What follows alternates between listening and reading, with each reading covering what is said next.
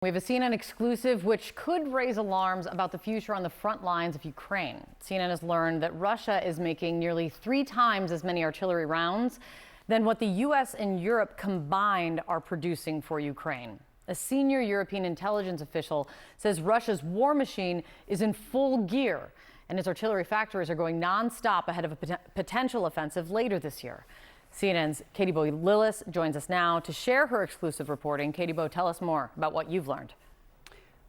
Yeah, Kate, what I've learned is some pretty staggering numbers that really illustrate how quickly Russia has been able to ramp up its defense production for use in Ukraine in ways that have really left the U.S. and the West behind in some ways. What I have learned from a senior NATO official is that the most important number here, of course, is artillery. And according to this official, Russia is producing about 250,000 artillery munitions per month, or about 3 million a year. And that's compared to just 1.2 million artillery rounds that the U.S. and Europe are producing for use in Ukraine in the same time frame, in about a year. And this is important because officials tell us that artillery is really the number one metric that they are watching in Ukraine here, right? This is really a war that is expected to be won or lost on the number of artillery rounds that are able to be traded back and forth across this 600-mile front. It's really the math here really matters. And as a result, Ukraine has really had to ration the number of artillery rounds that it's able to fire in a day.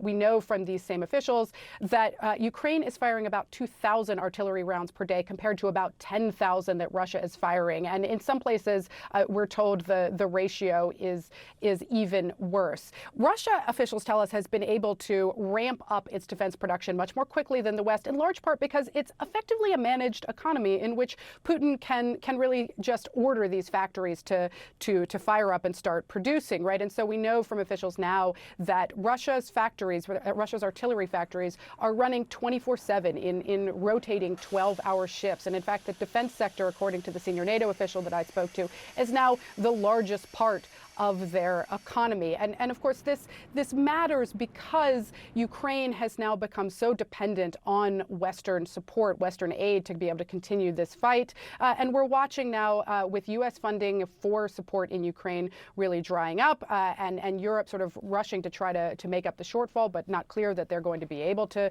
sort of produce as much as the U.S. has been providing. Really now, this all comes down to whether congressional support for aid for Ukraine in the United States restarts. It's been stalled by Republican opposition. Now Ukraine closely watching what will happen with that support going forward and what happens in the presidential election in November.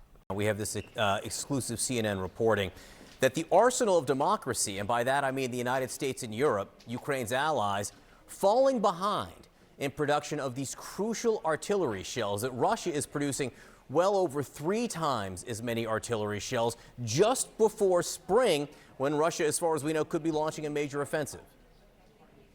This is a major problem. Both Gaza, Israel, this war in the Middle East and the one in Ukraine is really testing the American-led international world order, particularly in Ukraine, where President Putin is simply, disregarding all the rules of the international road. So Ukraine was doing fine keeping Putin at bay for a long time, for 2 years. Now it is definitely saying that it is on the back foot. And it's not just the production that Russia has ramped up, it's the firing of shells, according to this CNN reporting, that Russia appears to be firing some 10,000 shells a day, Ukraine only 2 because it's having to ration. And this is directly linked to what the Congress has done, which is to block any further military support to Ukraine, while the EU is desperately trying to fill the gap, at least financially. So it's really tragic. And, this was brought up even at the Oscars. Mstislav Chernov and his 20 Days in Mariupol won the Oscar for documentaries.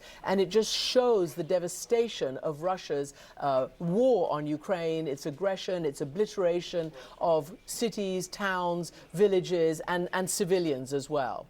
And Mstislav Chernov is a wonderful man, a wonderful filmmaker who said he would gladly trade his Oscar to have had Russia never invade Ukraine. Christiane Amanpour, great to have you. Thank you so much.